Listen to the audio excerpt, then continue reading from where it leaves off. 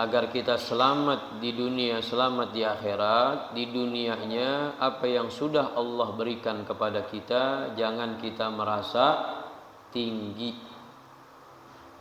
Punya badan, kita merasa gagah, kuat, hebat. Yang lain lemah, yang lain kecil, yang lain gak punya apa-apa. Nah ini orang gak pantas masuk ke dalam akhirat. Jadi bicara darul akhirah ini adalah surga, kemenangan dan kebahagiaan. Ciri-cirinya orang yang akan masuk darul akhirah itu adalah orang-orang yang selamat di dunianya, alladzina la yuriduna uluwan fil ardi. Kita hidup di dunia, apa yang kita kejar? Kesenangan, siapa yang orang gak mau senang? Kebahagiaan, siapa yang gak mau bahagia? Kesuksesan, siapa orang yang gak mau sukses?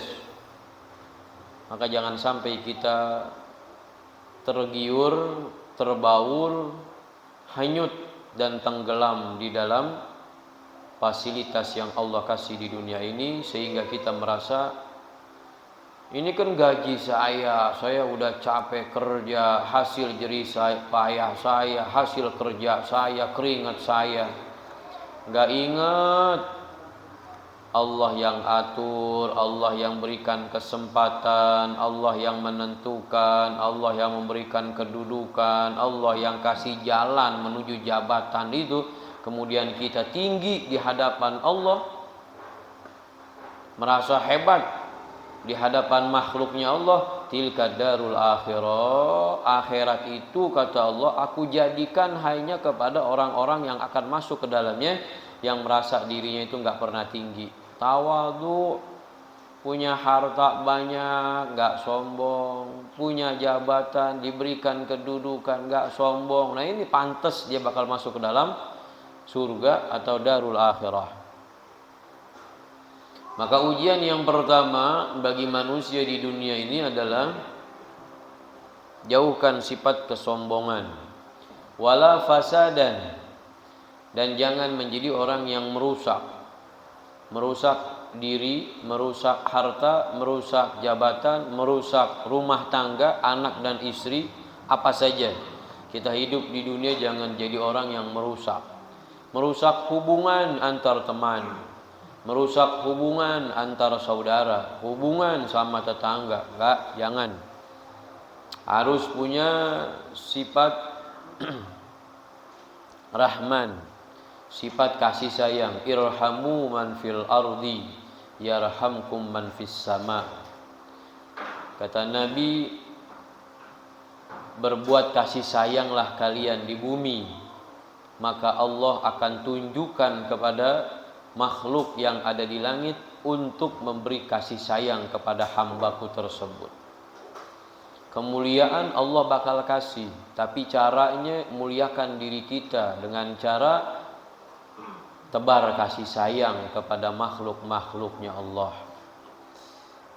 Kebanyakan para wali Allah diangkat derajatnya menjadi seorang wali itu karena tidak memiliki sifat arogan, tidak memiliki sifat sewenang-wenang, tidak memiliki sifat sombong. Para wali min auliyaillah yang diangkat derajatnya, belum lama ada haul di pelosok yang memang Allah angkat derajatnya. Hidup di zaman tahun 1980.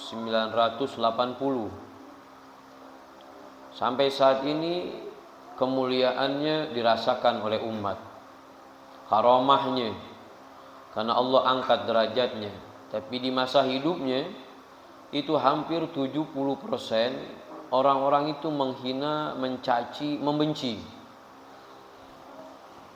Tetapi apa yang beliau lakukan? Cacian, makian, kebencian orang-orang terhadap dirinya dia tidak anggap. Artinya dia jalani dengan kasih sayang, dia jalani dengan cinta, dia jalani dengan kasih sayang yang diajarkan sama Nabi Muhammad SAW. Nah inilah salah satu jalan menuju kewalian, jalan menuju ridhonya Allah Subhanahu wa taala. Juga kita masyhur cerita dari guru-guru kita, itu Sayyidil Habib Al-Habib Umar bin Muhammad bin Salim bin Hafid. Berapa banyak orang yang mencaci beliau, berapa banyak orang yang menghina, bahkan harta yang dimiliki oleh beliau itu banyak yang diambil, yang dirampas dengan zolim, sehingga anaknya ini ngelaporin, abah punya tanah abah diambil sama seseorang, padahal emang beliau punya sertifikat tanahnya lah Habib Umar, tapi diambil, dirampas, dimanipulasi, dibikin-bikin surat palsunya. Apa jawaban orang soleh, orang baik yang diajarkan, yang dididik dengan tawadhu, yang dididik dengan kasih sayang, enggak ujuk-ujuk marah, biarkan ya. Itu memang milik dia, biarkan dia bahagia dengan keadaan dia pada saat ini. Begitu orang soleh. Dulu juga ada satu habaib ketika mau berangkat ke Masjid Ba'lawi yang ada di Kota Tarim. Di pertengahan jalan ada anak-anak muda nongkrong di pinggir jalan. Lewat seorang ulama ini dengan sopan, dengan adab, sampai-sampai itu melepas sendal. Lewat di tengah mereka mengucapkan salam. Kemudian melanjuti sampai di pintu masjid, berdoa, doa yang diajarkan sama Nabi, doa masuk masjid. Dan di tengah-tengah itu dimasukkan doa. Di dalam doanya, Allahumma kama farahtahum fid dunya wal akhirah. Ya Allah, sebagaimana engkau kasih kegembiraan dan kesenangan terhadap mereka di dunia, maka berikan pula nanti di akhirat. Jadi anak muda itu jereng-jereng nyanyi, tertawa asyik.